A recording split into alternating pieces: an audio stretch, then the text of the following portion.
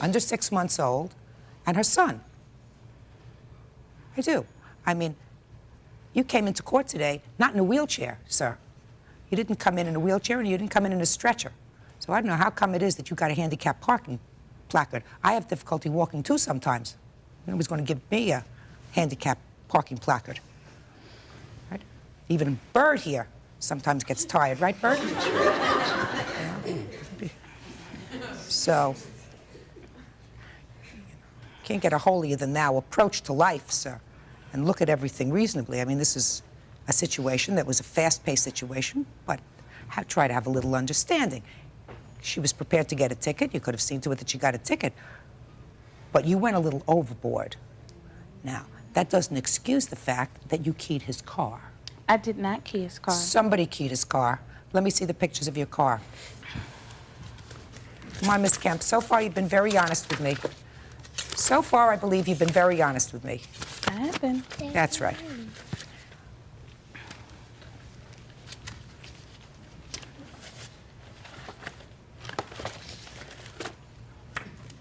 Xeroxes.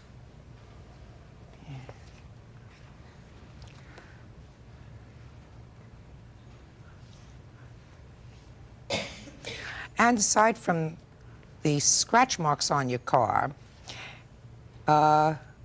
you also had a blown tire, is that right? No, Your Honor, it wasn't blown, it was What was it? slashed. I have a cast of the tire here that shows it's a very neat cut.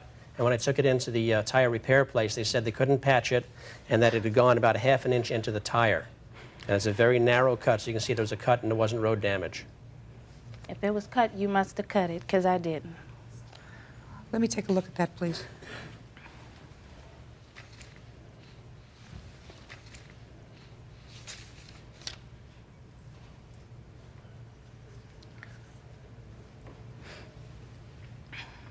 Well, it's kind of hard to slash a tire with a key. May I say something? Sure. I would like to know if his tire was slashed, how did he back out to let me out? How did he get out? I just said to you, I don't think he can establish through any witness that he has today that you did anything to the tire of his car. That's not what this witness said. Miss Kemp, look at me, dear. I'm looking. Keying his car. Say, Miss Kemp,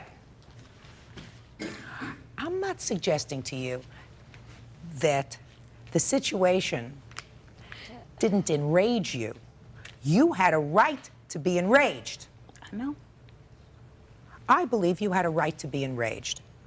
What you did was a violation.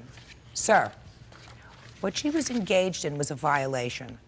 I find it disingenuous on your part to suggest that you feared for your life, and when you called the police, you said that a woman had just assaulted you, because that's what you wrote in your complaint. This woman never assaulted you. If she came out swinging her arms and being very agitated because her car was blocked, that is not an assault. Judge Judy will continue in a moment. What kind of work do you do? I'm an attorney, Your Honor.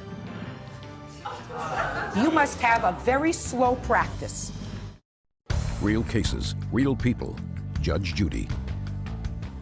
Jerome Gigliotti says Monica Kemp did damage to his car at the post office. Monica denies she did anything wrong and says Jerome overreacted by blocking her car for 2 hours. Let me explain something to you, sir. We need help. What you found was a violation. No different from finding somebody parked in front of a fire hydrant. Same kind of violation. The action that you took was not in direct proportion to the violation that you observed.